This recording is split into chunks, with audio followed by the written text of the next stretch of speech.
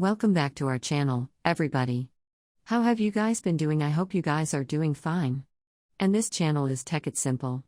And if you guys are a new viewer, then basically in this YouTube channel, we post tutorial videos.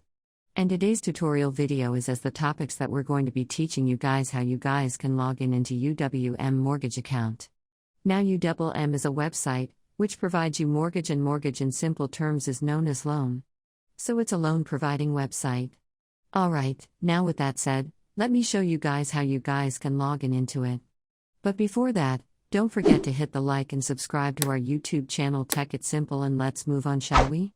So the first step, source for UWM mortgage, log in like this, and then click on the first link over here. Once you do that, it's going to take you to this page. Now once you're over here, enter the username of your account over here and then enter the password of your account over here and just click on sign in, and you should be able to log into your YouTube account.